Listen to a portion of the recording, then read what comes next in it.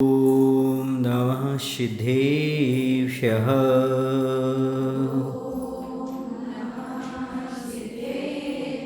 ॐ नमः सिद्धेभ्यः।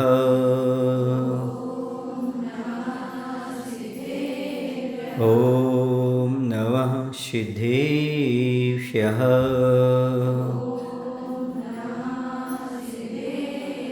बोले अहिंसा परमो धर्म की, देवादिदेव श्री पारुषनाथ भगवान की, आचार्य गुरुदेव श्री विद्यासागर जी महाराज की, आचार्य समय सागर जी महाराज की।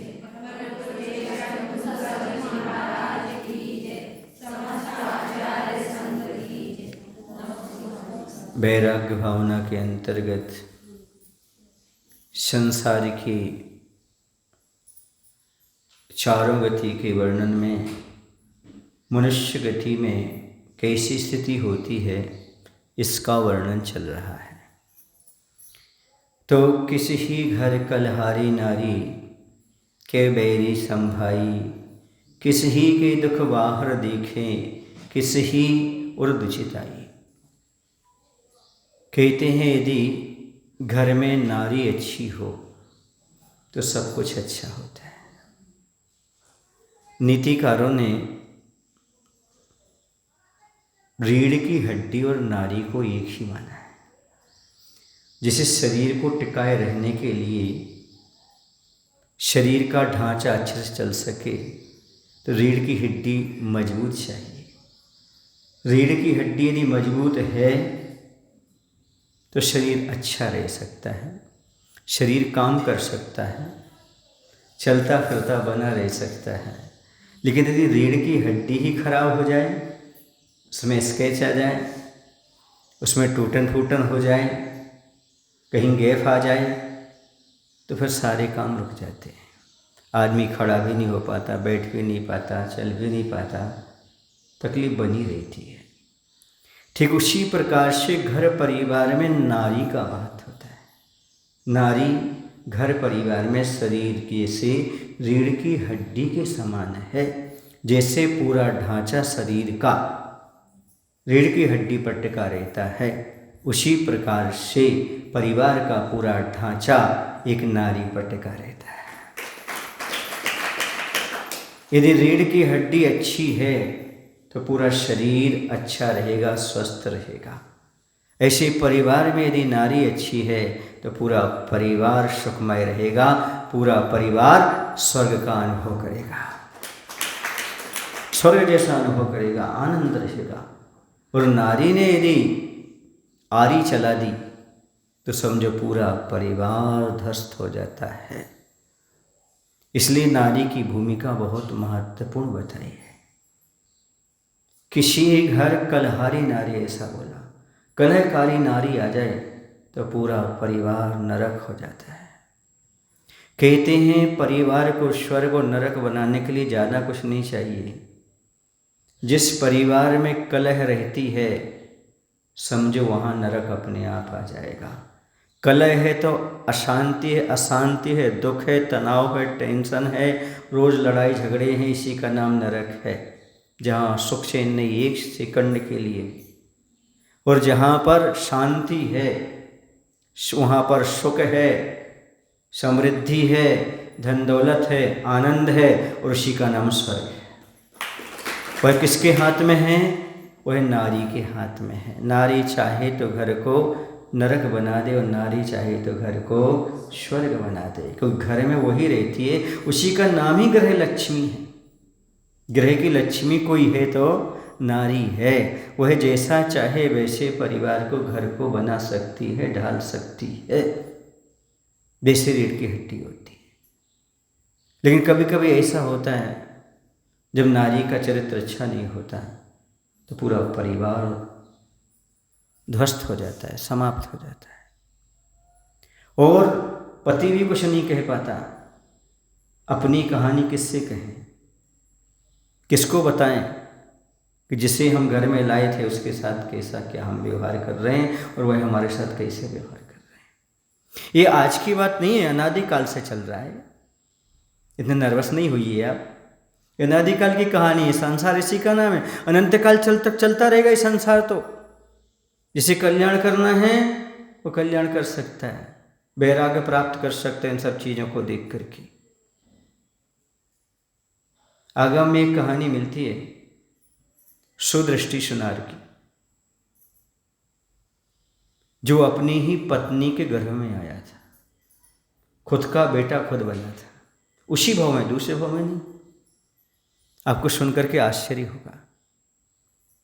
यह उज्जैनी नगरी की कहानी है, जहाँ पर राजा प्रजापाल राज्य करता था। उसकी रानी थी सुप्रभा।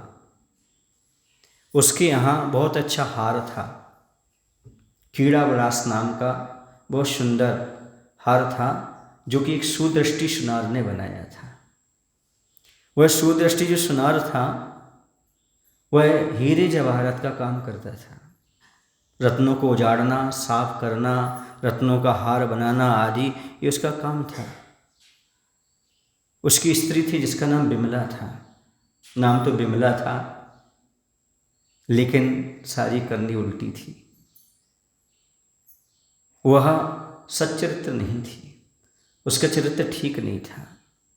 वह अकेले अपने पति से उसमें संतुष्ट नहीं थी, जबकि बड़ा ही सदाचारी था, अच्छे शील स्वभाव का था सुदृष्टि। उसने क्या किया था, एक लड़का था बक्र नाम का विद्यार्थी, उसे अपने घर में रख लिया था। उसको पढ़ा लिखा रहा था। संसार की दशा देखना, उसने उपकार की दृष्टि से उसको घर में रखा, उसकी दयनीय स्थिति देख करके उसे पढ़ाया लिखाया, पूरा पैसा खर्च करता, उसका पूरा का खर्चा उठाता। उसी का संबंध विमला के साथ हो गया और अनैतिक संबंध हो गया, जिसे आज की भाषा में अफेयर बोलते हैं। जब ऐसी परिणति हो गई तो आपको मालूम है, यदि किसी की वासना पूर्ति में कोई दूसरा बाधक बनता है तो उसे हटाने का प्रयास करता है आदमी। उसे मात्र वासना की पूर्ति चाहिए। जैसे आजकल लड़कियां हैं ना, माता पिता कुछ नहीं समझती, छोड़ छाड़ के भाग जाती हैं। हम उससे कोई मतलब नहीं है, हमारी वासना की पूर्ति होना चाहिए। उसने उस बक्र को विमला ने समझा बुझा करके और उसके बारे में कुछ बातें करके रात्रि में उसका खून करवा दिया, मर्डर करवा दिया। और किस समय, जब वो विमला के साथ विषय सेवन कर रहा था, उस समय वो बक्र आया और उसने आकर के उसको मार डाला और मर गया। उसी समय विमला को गर्भवती होना था, तो मर करके अंतर्मुहूर्त बाद वही जीव अपनी पत्नी विमला के गर्भ में आ गया। आपको सुनकर के विचित्र बात लग रही होगी, क्योंकि आपके पास अवधि ज्ञान नहीं है, आपके पास केवल ज्ञान नहीं है। कौन जीव कहाँ कैसा उत्पन्न हुआ आपको क्या पता है? पूर्व में आपका कौन क्या था आपको मालूम है क्या? कुछ नहीं मालूम। ये तो विशेष ज्ञान के द्वारा, अवधि ज्ञान के द्वारा, केवल ज्ञानी के द्वारा कही गई बातें हैं। उन्होंने प्रत्यक्ष देखा, जाना और कहा, और जो है वह धीरे धीरे बड़ा होने लगा, अपनी पत्नी का ही बेटा बन करके। बहुत दिन बीत गए। एक बार ऐसा हुआ कि जो कीड़ा विलास नाम का हार था, चैत का महीना था, अभी आने वाला है, चैत के महीने में एक उद्यान में कीड़ा करने के लिए गए। कौन? राजा प्रजापाल, रानी सुप्रभा। और वहाँ कीड़ा करते करते उनका हार टूट गया गले का। जब टूट गया तो उसे लेकर के आए और सुदृष्टि स्नान ने बनाया था। तो जब तक ये लड़का जो था बिमला का, वह बहुत बड़ा हो चुका था।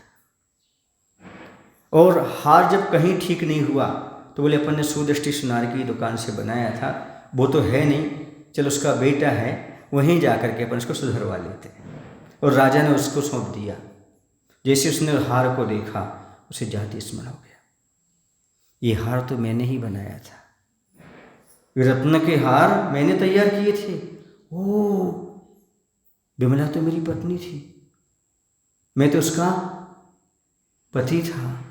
बक्र के द्वारा उसने मुझे मरवा डाला और मैं इसी के यहाँ पुत्र उत्पन्न हो गया। संसार की दशा का विचार करने लगा। पर किससे कहे वो, किससे कहे? क्या लिखा ना इसमें, किसी ही के दुख बाहर देखे किसी ही उर्द चिताई। किसी को दुख बाहर लगता है, अंदर का दुख कौन जाने। पिंजरे के पंछी रे तेरा दर्द न जाने कोई, बाहर से तुम खामोश रहे और भीतर भीतर रोए। अब किसको बताए कि इसको मैं माँ कहूँ जिसने मुझे मार डाला, किसके कारण? विषय वासना की पूर्ति करने के लिए और ये जार के साथ, पर पुरुष के साथ रमण करके पत्नी बन करके बैठी हुई है, और मैं इसको माँ बोलूँ? बड़ा मुश्किल होता है उस समय। अंदर अंदर कैसा हार का निर्माण कर दिया उसने।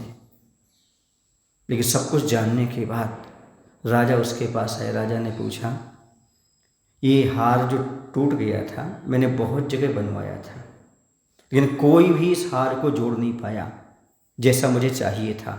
आपने कैसे बना दिया? क्योंकि ये तो सुदृष्टि सुनार आपके पिता ने बनाया था। तो वो कहता है, आप मुझे ही सुदृष्टि समझिए। मैं समझ नहीं पाया आप क्या कहना चाहते हैं। राजा कहता है, आप समझ भी नहीं पाओगे। जो सुदृष्टि सुनार था उसने अपनी पुरानी बातें बताई, राजा को यकीन हुआ। उसने बताया, अपनी आप बीती पूरी सुना दी, कैसे कैसे बिमला ने मुझे मारा और बक्र को कैसे रखा, और उसने भी कैसे एहसान फरामोशी की, नमक हलाली की उसने हमारे साथ। राजा को ये सुनने में आया। राजा ने कहा, ऐसा भी होता है? और राजा ने तत्काल संसार शरीर भोगों से वैराग्य प्राप्त करके दीक्षा धारण कर ली। राजा को वैराग्य आ गया। हम वैराग्य भावना पढ़ रहे हैं। ये देख करके राजा को वैराग्य आ गया। जब राजा को वैराग्य आया तो फिर इसको कहाँ रहने वाला था जिसके साथ घटना घटी। उसने भी विचार किया, ऐसी कुलटा स्त्री को, ऐसी दुराचारणी स्त्री को मैं कैसे माँ कहूँगा, और ये जार है जिसने मुझे मारा इसको पिता कैसे कहूँगा, और दुनिया के सामने कहूँगा भी तो कौन मानने वाला है, कौन स्वीकार करने वाला है। इससे अच्छा इन सब से दूर हट जाओ। उसे भी बैराग आ गया। उसने भी जाकर के दिगंबरी दीक्षा धारण कर ली। वह भी मुनि बन गए। देखो ना, कहने को तो उसने गलत किया लेकिन अच्छा हो गया। इसलिए कहते पुण्यवान जीवों के लिए विपत्ति भी संपत्ति बन जाती है। जो पुण्यवान जीव होते हैं, सामने वाला उनके सामने विपत्तियां खड़ी करता है, पर उसका पुण्य जोर मारता है तो वह उसकी विपत्ति भी संपत्ति के रूप में परिवर्तित हो जाती है। उसे वैराग आ गया, उसे संसार छोड़ दिया, आत्मकल्याण प्रवृत्त हो गया। इससे बड़ी संपदा और क्या चाहिए। जब कोई किसी को धोखा देता है तो धोखा देने पर, धोखा खाने के बाद व्यक्ति संभल जाता है, समझता है कि दुश्मन है, लेकिन उसको उसके कारण बैराग आ जाता है। तो जिससे बैराग आए वो दुश्मन नहीं होता। जो विपत्ति हमें बैराग दिला दे वो संपत्ति से कम नहीं होती। वो दुश्मन कैसा? बोलो, बैराग आ गया।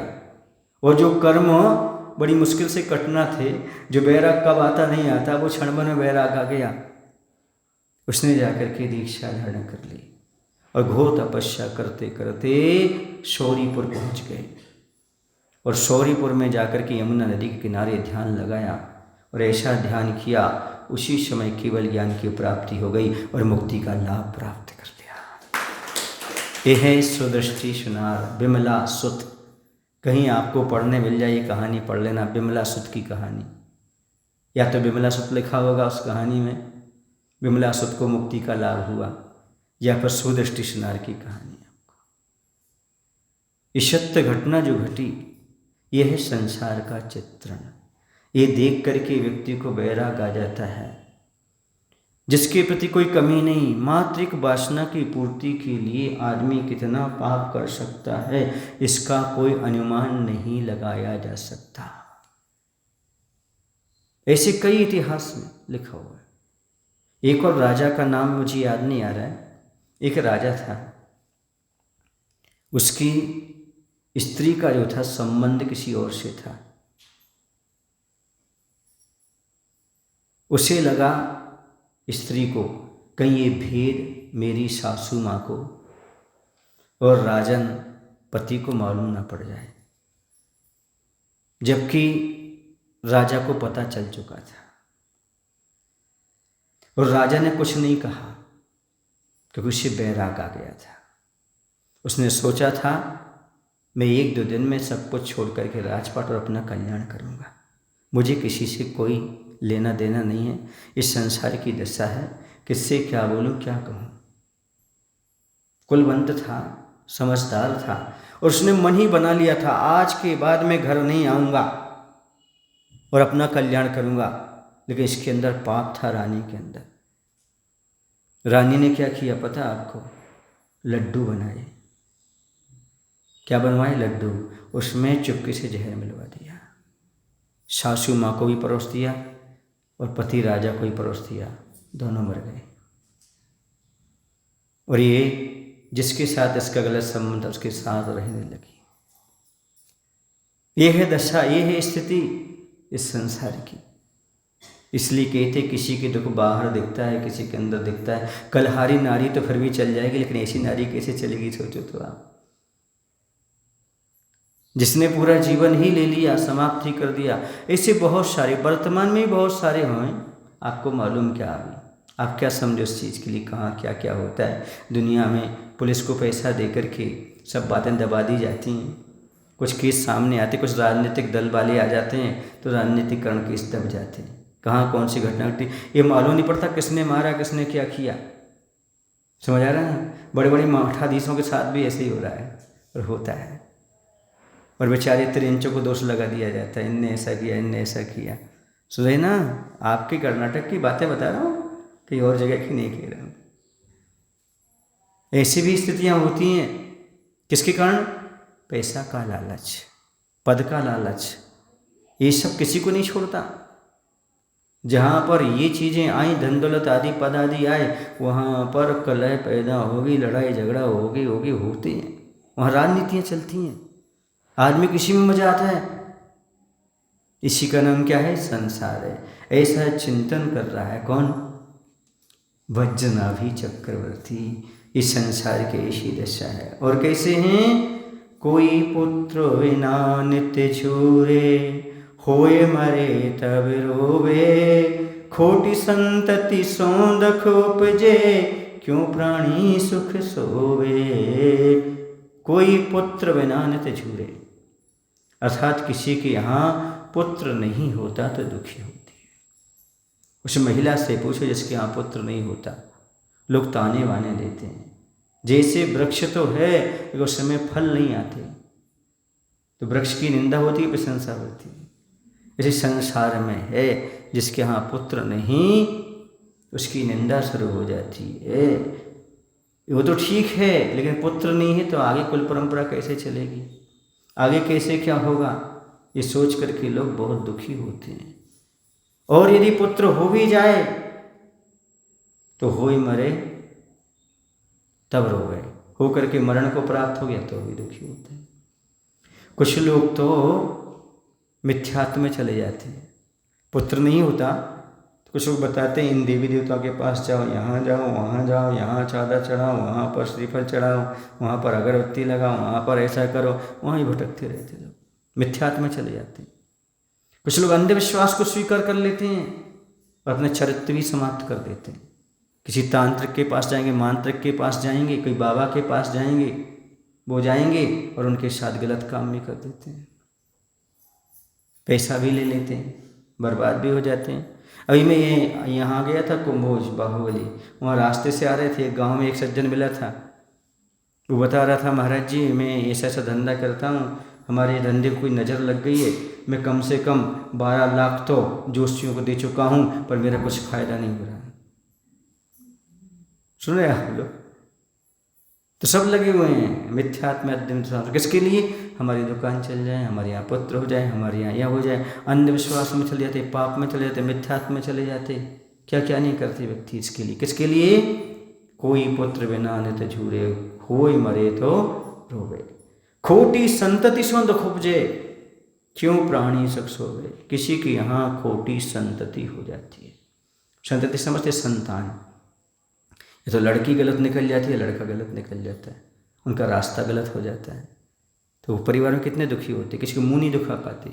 जब कहीं 4 लोगों के बीच में बैठते हैं, इसकी लड़की भागी थी, इसके लड़के ने ऐसा किया था, हमेशा के लिए, जीवन भर के लिए कलंक लग जाता है और हमेशा ताने बाने सुनने को मिलते हैं। और यदि छोटे बच्चे और हों उनके यहाँ, उनकी शादी होना मुश्किल होती है। अरे इसी की बड़ी बहन तो भागी थी। होता है कि नहीं होता? माता पिता को सब सुनना पड़ता है कि नहीं सुनना पड़ता है? बहुत कुछ। कोई शराबी निकल जाए, कोई जुआरी निकल जाए, घर का एक शराबी सारे घर की बर्बादी, घर का एक जुआरी सारे घर की बर्बादी और बदनामी। यदि एक भी घर में शराबी और जुआ खेलने वाला निकल जाता है तो सारा घर तहस नहस हो जाता है, बर्बाद हो जाता है, कर्जे में डूब जाता है, सारा परिवार अशांति और कलह में चला जाता है। इसलिए कहते हैं खोटी संतति ना निकल पाए, ऐसे संस्कार डालो ताकि आपका घर सुरक्षित बना रहे, आप तनाव टेंशन के साथ मरण को प्राप्त ना हो, बल्कि अच्छी संतति हो तो धर्म ध्यान करते हुए अंत समय निकले आपका। खोटी संतति, बाप को गाली देते हैं, माँ को गाली देते हैं, शराब पी करके आते हैं, पत्नी को मारते हैं, पैसा बर्बाद करते हैं, अड़ोस पड़ोस के लोग भी जलते हैं, क्या क्या नहीं होता है। ये दशा होती है। यदि खोटी संतान हो तो इससे बड़ा कोई दुख नहीं संसार में। फिर माँ कहती इससे अच्छे तो पुत्र ना होते तो अच्छे थे, ऐसी संतान ना होती तो अच्छे होते, कम से कम बदनामी की टीकी से तो बचते, दिन भर की कलह से तो बचते। एक ही दुख रहता तो हमारे पास पुत्र नहीं था, पुत्री नहीं थी, सोचते नहीं। और इसी सबको देखते हुए आज लोगों ने 2 से ज़्यादा, 1 से ज़्यादा उत्पन्न नहीं कर रहे, एक बहुत। पहले थे हम 2 हमारे 2, अब हम 2 हमारा 1 हो गया, दूसरा हो ही नहीं गया। क्यों? क्योंकि खोटी संतति निकल जाए तो क्या करेंगे? उसको पढ़ाना लिखाना बहुत महंगा हो गया, सारा काम करना बहुत महंगा हो गया, अब कैसे करें? बहुत कठिन काम है आज के ज़माने में, कह रहा हूँ। आज तो और बैराग गाना चाहिए आप लोगों को, लेकिन मुश्किल हो रहा है बैराग गाना आजकल। तो पंचम काल है, खोटा काल कहते इसको, बहुत मुश्किल होता है इसमें अपने आप को संभालना, भावों को संभालना। तो इस प्रकार से खोटी संतति यदि उत्पन्न हो जाती है तो प्राणी को बहुत दुख होते हैं। बहुत सारे लोग हम लोगों के पास आते हैं, निवेदन करते हैं, महाराज जी हमारे बेटे ने ऐसा कर दिया, हमारी बेटी ने ऐसा कर दिया। कुछ लोग आकर के कहते हैं महाराज जी हम आपको आहार दान दे सकते हैं क्या? मुझसे पूछते हैं भाई क्या बात है, क्यों नहीं दे सकते, क्या बात हो गई? बताते हैं हमारी लड़की जो है ना इसके साथ भाग गई। किसके साथ भाग गई? जिसके यहाँ पाप ही पाप होता है, जिसके यहाँ हिंसा का व्यापार, हिंसा का भोजन, हिंसा का सब कुछ होता है। कोई धर्म कर्म नहीं, मिलिच्छखंड जैसा जीवन है उनका। अब बोलो ऐसे व्यक्ति के आहार दान के पात्र हैं क्या? बिल्कुल नहीं है। और मान लो उनने उस संतान से मुख भी मोड़ लिया तो भी एक अंदर टीस तो रहती है कि हमारे बच्ची ने ऐसा किया, हमारी बच्ची ने ऐसा किया। जीवन भर के लिए कहने को भी रहता है और अंदर भी महसूस होता है कि ऐसी संतति निकल गई, ऐसी संतान निकल गई। उसको खिलाया पिलाया सब कुछ किया, लेकिन वो धोखा दे करके कहाँ चले गए, कलंक लगा गए हमारे ऊपर, ऐसा लगता है।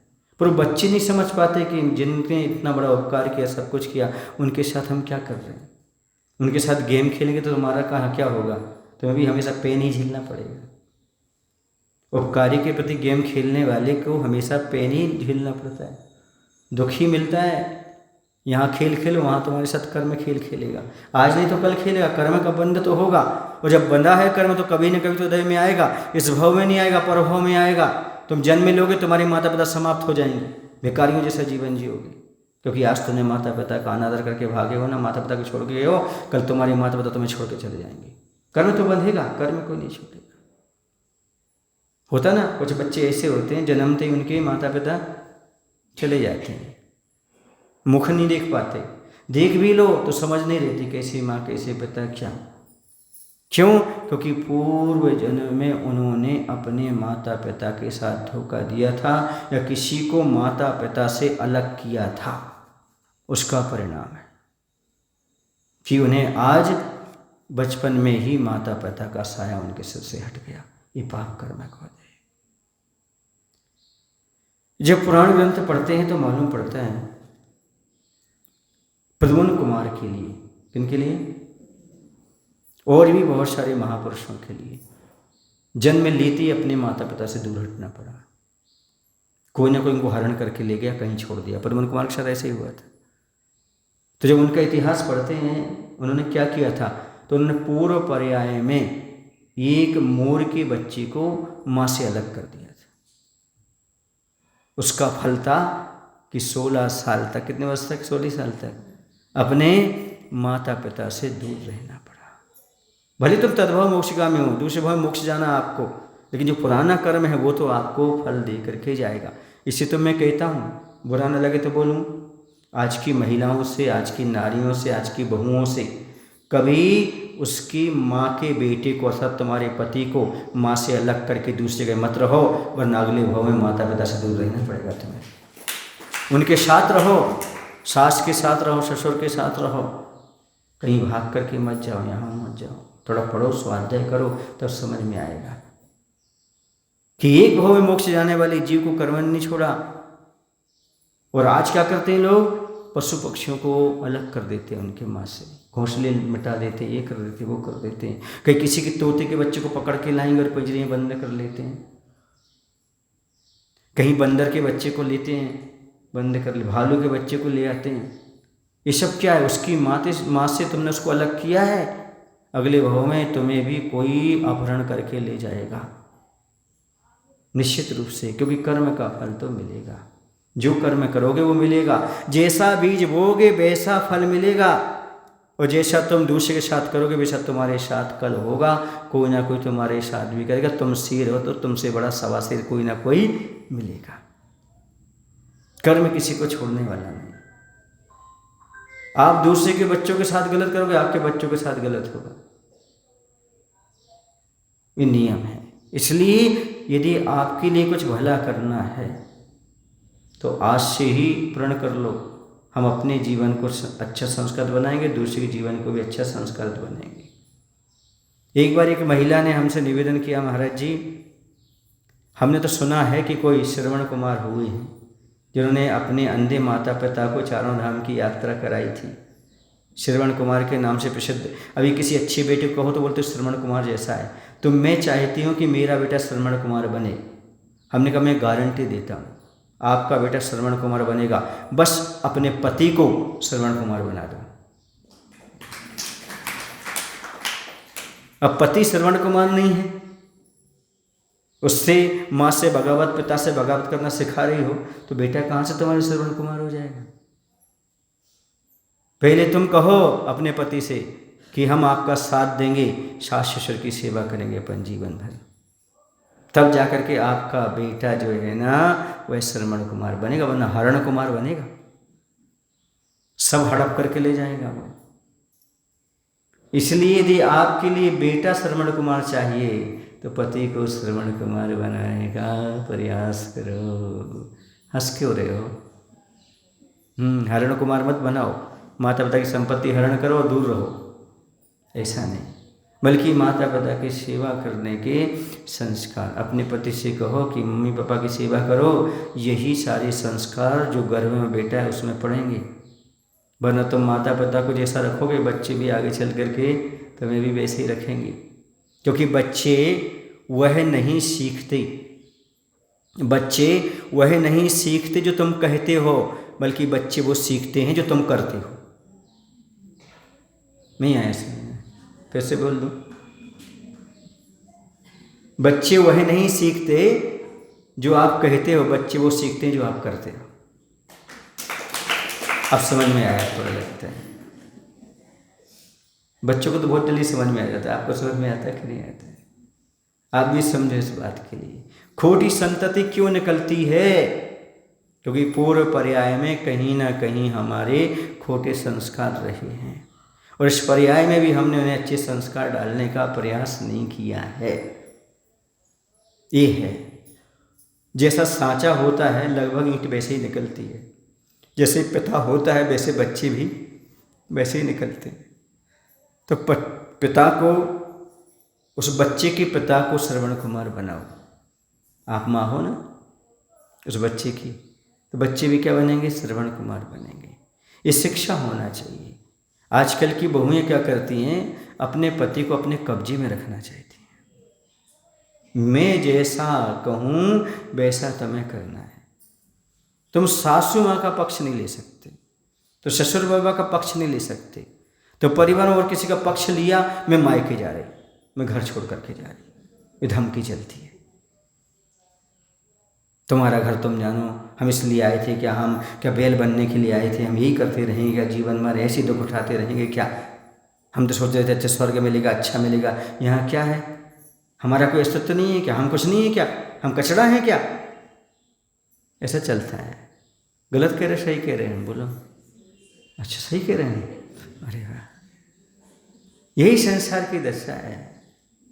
इसलिए कह रहे, किसी के घर बाहर, किसी के दुख बाहर दिखे, किसी के और दुचताई। और माने हृदय, हृदय में छिपा हुआ रहता है, वो व्यक्त नहीं कर पाता, बता नहीं पाता।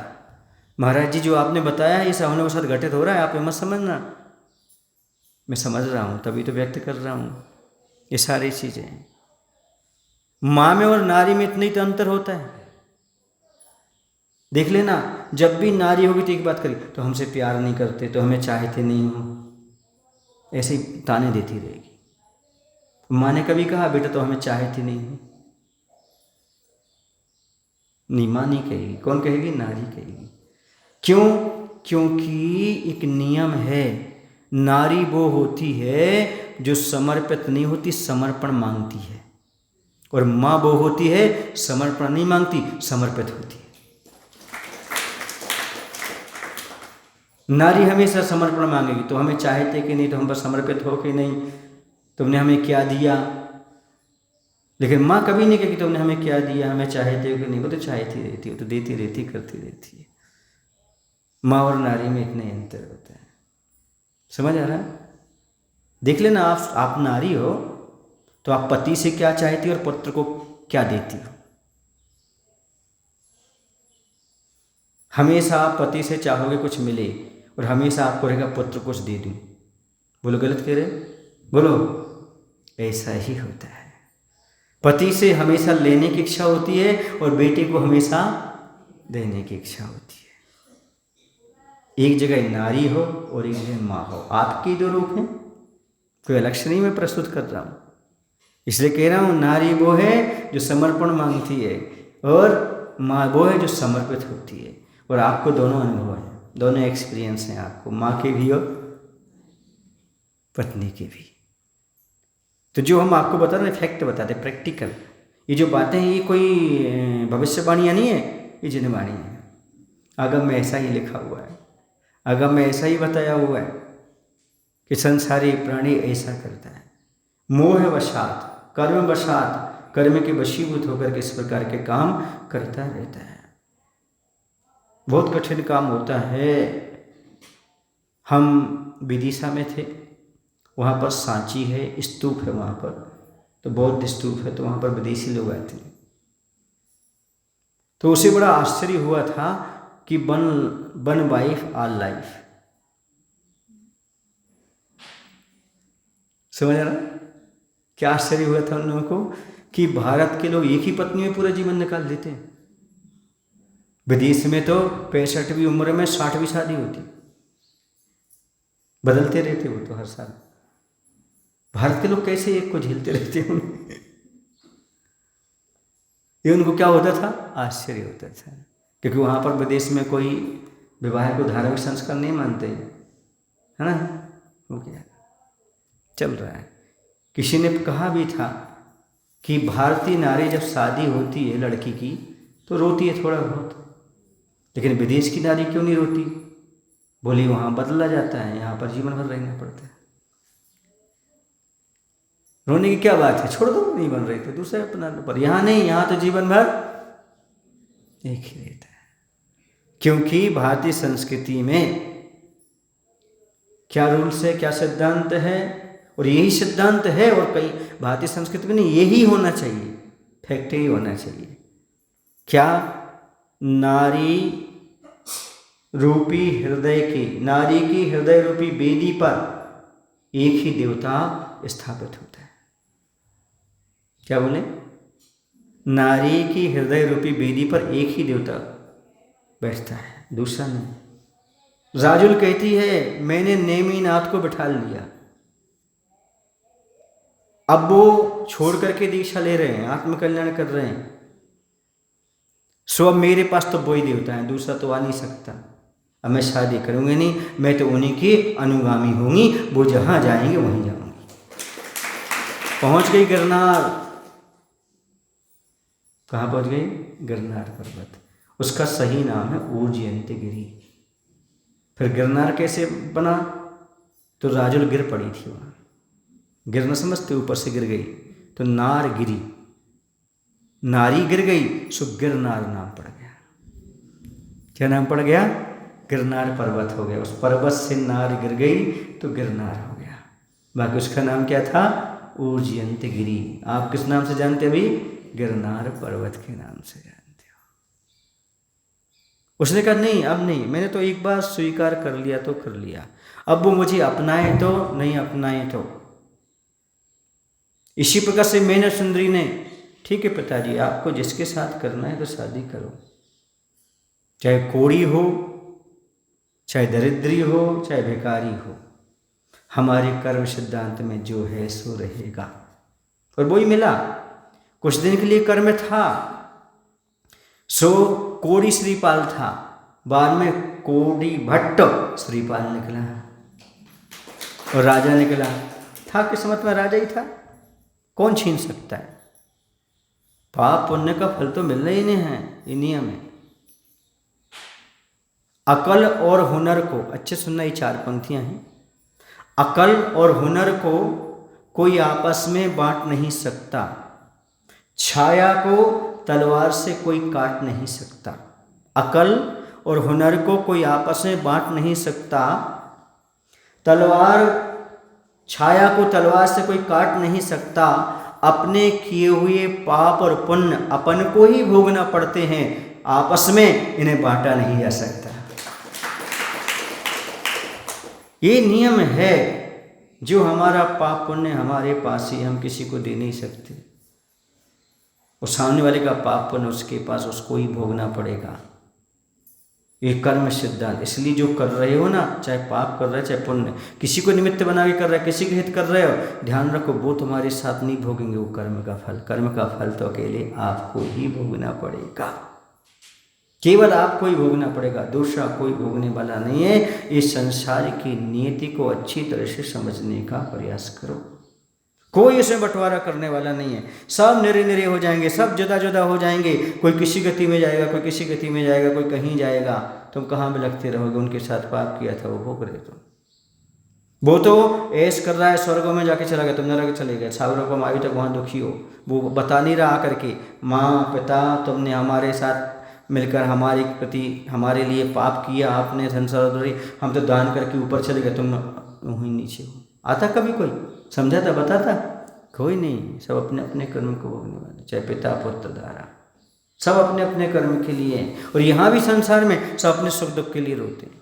ऐसी स्थिति संसारी प्राणी की निरंतर बनी रहती है। आगे और चलते हैं। ठीक है महाराज, ये सारी बातें आपने बताई, पर मुझे तो लगता है पुण्यशाली जीव तो सुखी रहते होंगे। ये सब पापियों के घर में होती घटनाएं, कलह होता है, ये होता है, वो होता है, कलहारी नारी निकलती। हम तो पुण्यशाली जीव हैं, हमारे यहाँ तो खूब सब कुछ है।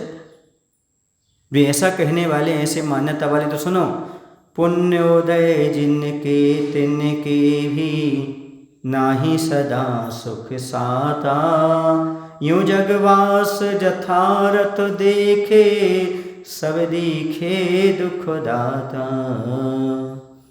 जिनके पुण्य का उदय है उनके भी सुख साता नहीं है। अकेला पैसा है तो क्या हो गया, गाड़ी है तो क्या हो गई, शुगर फैक्ट्री है तो क्या हो गया, नौकर चाकर है तो क्या हो गया, सुंदर पत्नी है तो क्या हो गया, जरा पत्नी की तेवर देखो। हाँ, सुंदर पत्नी है तो क्या हो गया। हाँ, एक बार एक व्यक्ति बताता है, उसके मित्र ने उससे पूछा, भाई तुम्हारी पत्नी तो बहुत सुंदर है, बहुत अच्छी है, लेकिन तुम्हें तो बड़े उदास से रहते हो जब से घर से आते हो। उसने कहा, भाई कितना भी अच्छा जूता हो, बाहर से देखने में कितना भी अच्छा लगे, लेकिन जो पहनता है उसे कहाँ कहाँ काटता है वो वही जानता है। समझ आ रहा है आपको। हाँ, देखने में सुंदरता से क्या होता है, देखने में अच्छी बातें करने से क्या होता है, जिसके साथ 24 घंटे रहते हैं ना उसको मालूम पड़ता है कहाँ कहाँ जूता चुभता है, कहाँ कहाँ कष्ट होता है, किस किस बात पर भिनकती है वो सुंदर मालूम पड़ता है। देखने से सुंदरता है, अंदर से कैसी सुंदर है ये तो वही जानती है, मैं जानता हूँ। समझ आ रहा है। देखने में सुंदरता नहीं, गुण देखो अंदर कैसा है, किस रूप में, तब आपको मालूम पड़ेगा। कहना तो बहुत आसान होता है, दूर के ढोल सुहावने होते हैं और पास में जाओ तो डरवाएंदे होते हैं, तब मालूम पड़ता है। बाहर की चमड़ी देख करके तो पसंद कर लिया, लेकिन अंदर की स्थिति कैसी है, हाँ ऐसी दशा होती है। और शुगर फैक्ट्री तो क्या हो गया, खुद को शुगर हो जाए, डायबिटीज। शुगर फैक्ट्री क्या सुख देगी, ये तो पुण्य का उदय, खा पाएगा शुगर। हाँ, फिर काय का सुख। एक प्रकार से वो उदीर्ण और करा, दुख और हो गया कि सामने से शक्कर के बोरे बेच रहे हैं और खुद खा नहीं पा रहे, गुड़ भेज रहे हैं खा नहीं पा रहे।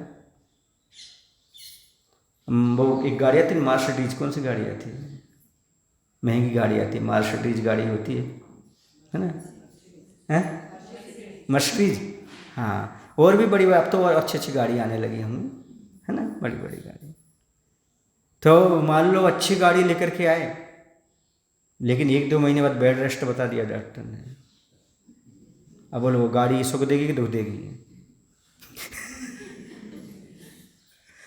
बोलो आपने कहा ना भाई पुण्य उदय जिनके वो सुखी रह सकते हैं, तो पुण्य की वजह से क्या स्त्री मिली, पुण्य की वजह से शुगर फैक्ट्री आ गई, पुण्य की वजह से शुगर फैक्ट्री इसलिए की है मैंने क्योंकि इस एरिया में बहुत ज़्यादा है और गन्ने का व्यापार होता है इसलिए कहा है। लेकिन क्या सुख है, आपने सोचा विचार किया क्या सुख है इसमें।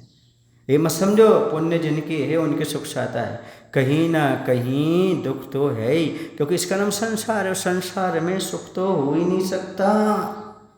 यूं जगवास यथार्थ देखो, ये संसार में यथार्थ देख लो, सब दिखें दुखदाता, सब जितने जीव हैं कहीं ना कहीं उनके दुख है। अब उन लोगों का दुख तुम लोग नहीं जानते, हम लोग जानते हैं कितना दुख होता है। इज्जत का सवाल होता है, कहीं घाटा लग जाए तो स्टैंडर्ड नहीं बदल सकते। एक गांव में थे हम, वहाँ एक सज्जन थे, बड़े प्रसिद्ध थे, और लोगों को उम्मीद ही रहती थी हमेशा दान करेंगे पुण्य करेंगे, लेकिन शांत बैठ गए थे, वो कुछ नहीं करते थे। क्यों? क्योंकि 6 करोड़ के लॉस में चल रहे थे वो, लेकिन बच्चों को वो स्टैंडर्ड देखना, वो इशारा, खर्चा उतना ही है लॉस में, पर खर्चा कम नहीं कर सकते क्योंकि दुनिया में प्रसिद्धि है कि ये अरबपति लोग हैं। खर्चे तो वही रहेंगे, आमदनी भले कुछ भी ना हो, अंदर ही अंदर देखो उनका क्या होता है। बहुत कुछ लोगों को अटैक आ जाता है, इसके कारण सहन नहीं कर पाते, वो इतना बड़ा लॉस हो गया। देखो किसी की मान लो लाखों का व्यापार है, तो लॉस होगा तो कितने जाएंगे, लाख रुपए जाएंगे ना। और किसी का अरबों का व्यापार है, लॉस हुआ तो करोड़ तो जाएंगे ना। तो ठेस किसको ज़्यादा पहुंचेगी, करोड़ जाने वाले को कि लाख जाने वाले। दोस्तों अटैक्स ज़्यादा किसको आएगा, दुख किसको होगा, बोलो भाई। अच्छा ही बताओ, कोई व्यक्ति बहुत ऊंचे बैठा है ना, और आप फर्श पर बैठे हो, यदि आपको चक्कर आ गया तो लेट जाओगे, और यदि उसको चक्कर आ गया तो सिर फूटेगा, बोलो ना। तो जितना ऊंचा है आपको लग रहा है सुखी है, नहीं, उतना संभल करके बैठना पड़ता है उसको। उतना संभल करके बैठना पड़ता है। आपको लगता है कि देखो ये पेड़ पर चढ़ गया, उससे पूछो कैसे खड़ा रहता वो पेड़ पर। देखो भाई ये तोड़ना ये तोड़ना, वो कहते रुक तो जाओ भाई, अभी कर रहा हूँ। अरे यार तुम तो कितना मजे ले रहे हो, ऊपर चढ़े हो। नहीं, जितने तुम सावधानी से जमीन पर घूम रहे हो ना, बिना सावधानी के वो नहीं घूम सकता वहाँ ऊपर। ऊंचाई पर पहुंचना आसान है, पर ऊंचाई पर टिके रहना बहुत कठिन काम होता है। ऐसे ही पुण्य के उदय में बड़ा होना अलग है, और वहाँ जो कहते हैं बना रहना बहुत कठिन है। देख लेना, गरीब का बेटा उतना पाप नहीं करता जितना अमीर का बेटा पाप कर जाता है। तो गरीब के पास पैसा ही नहीं है, कहाँ पाप कर पाएगा इतना। और अमीर का खूब पैसा है, करो जहाँ उड़ाना, जैसे करना वैसे खर्च करो, वैष्णव में लगा दो, पाप में लगा दो, जुआ में लगा दो, सट्टा में लगा दो, कहाँ नहीं करता है। इसलिए मत समझना जिसके पुण्य का उदय है वो सुखी है, नहीं, वो भी सुखी नहीं है। और आज के ज़माने में देखा जाए तो जितना धन दौलत वाला है उतना बिजी है, उतना दुखी है, उतना त्रस्त है। पहले किसी व्यक्ति के पास ज़्यादा कोई वो नहीं था, खेती थी, छोटी दुकान थी, समय मिल जाता था। अब मान लो 2-4 कारीगर फैल गए, पैसा तो आ रहा है पर खाने को भी समय नहीं मिल रहा है, पत्नी को भी समय नहीं दे पा रहा, पुत्र को भी समय नहीं पा रहा, इतना बिजी हो गया। कुछ लोग तो कहते महाराज जी खाने तक की फुर्सत नहीं है, फिर काय को कमा रहे, किस लिए कमा रहे, तुम किसके लिए कमा रहे जब खाने तक की फुर्सत नहीं है। अरे 2 टाइम का भोजन मिल जाए पर्याप्त है, आयु कब समाप्त हो जाए पता नहीं, कब तुम्हें जाना पता नहीं। लेकिन सबसे ज़्यादा लोभ होता है तो बड़े आदमी को होता है, और आ जाए और आ जाए और आ जाए। दाम बिना निर्धन दुखी, तृष्णावश धनवान, कबहु न सुख संसार में, सब जग देखो छान। दोनों दुखी हैं। गरीब इसलिए दुखी है क्योंकि उसके पास पैसा नहीं है, और अमीर इसलिए दुखी है जो पैसा है वो उसको कम लग रहा है। देखो जिसके पास पैसा कम है उसका इलाज है, उसे पैसा दे दो, कम है तो उसका इलाज है। लेकिन जिसे पैसा कम लग रहा हो उसे 3 लोग की संपदा भी दे दो तो कम ही लगेगा, उसका कोई इलाज नहीं है। इसलिए कम पैसे वालों का इलाज है, जिसे पैसा कम लग रहा है उसका कोई इलाज ना हुआ है ना हो सकता है। इसलिए मैं कहता हूँ पैसा कम हो चल जाए पर पैसा होने पर कम नहीं लगना चाहिए। लालच का त्याग करो तभी सुखी होगे। मैं पूछता हूँ, आपसे भी पूछ लेता हूँ, दुर्योधन के पास राज्य था, संपदा थी, फिर लड़ाई करने की क्या जरूरत थी? उसके पास पैसा था पर पैसा कम लग रहा था। दुर्योधन के पास पैसा कम नहीं था, कम लग रहा था, इसलिए युद्ध हुआ। आपके पास पैसा कम है कि कम लग रहा है?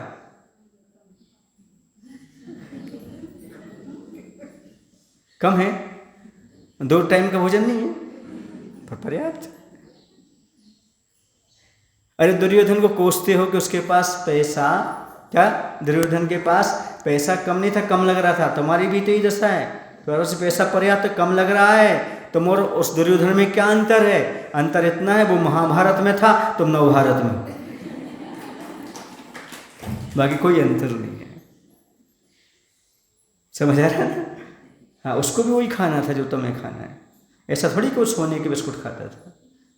आप कौन से बिस्कुट खाते हैं, सोला के कि सोने के? खाना तो वही आटे की रोटी है ना, सोना तो वही बस्तर पर है ना, नहाना तो उसी पानी से है ना। बोलो ना भाई, फिर इतने आपाधापी क्यों? और ये कुछ क्यों सोचते हो हमारे पास ऐसा नहीं है, ऐसा नहीं है, ऐसा नहीं है? कितने दिन की आयु है, कोई भरोसा है? कितना सा जीवन है, उसी में कितना व्यक्ति पाप करता है, क्या क्या सोचता रहता है, ऐसा करूँगा, ऐसा करूँगा, ऐसा करूँगा। तो जिनके पुण्य का उदय है तो वो भी संसार में सुखी नहीं है। पुण्य उदय जिनके तिनके भी, नाही सदा सुख साता, यूं जगवास जथारथ देखे, सब दिखे दुख दाता। क्योंकि बंधुओं सुख वस्तुओं पर डिपेंड नहीं है, कर्म एक साता कर्म पर डिपेंड है। किस पर डिपेंड है? साता कर्म पर। आपके पास सारी सुख की सामग्रियां हैं तो आप असाता में रह सकते हो, पर मुनिराज के पास कोई भी सामग्री नहीं है फिर भी साता में रह लेते हैं। कर्म पर डिपेंड है, ऐसा नहीं है महाराज एक बार भोजन करके आते हैं 24 घंटे में साता में रहते हैं, आप 3 बार खाने के बाद भी असाता मचाते रहते हो। ये नहीं हुआ, ऐसा नहीं हुआ, वैसा नहीं हुआ, ये काम है, वो काम है। तो खाने से क्या साता है क्या? वस्तुओं से साता है क्या? नहीं, कुछ भी नहीं है तो भी साता का अनुभव कर रहे हैं। ध्यान में बैठ गए बस। आप सुबह भी खाया, दोपहर में थोड़ा सा खा के आए, अभी जाओगे फिर खाओगे, शाम को फिर खाओगे, सोते सोते थोड़ा सा फिर हो जाएगा, फिर पानी हो जाएगा।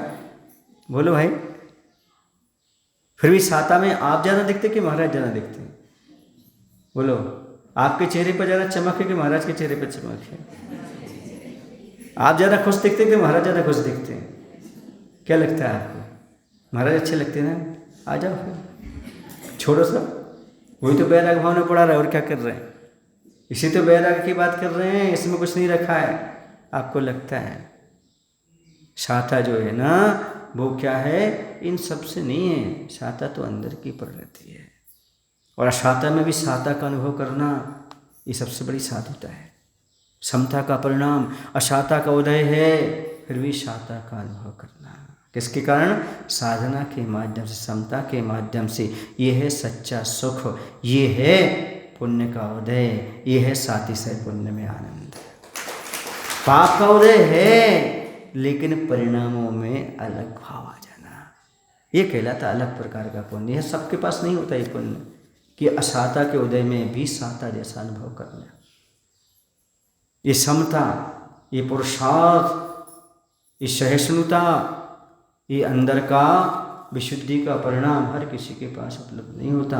इसलिए कह रहे हैं इस संसार का चिंतन करो। वज्रनाभि तो चिंतन कर रहे हैं और करते करते वो अपना कल्याण कर रहे हैं। आप भी कुछ चिंतन करो और कल्याण के रास्ते पर बढ़ो। बोलो महावीर भगवान की जय।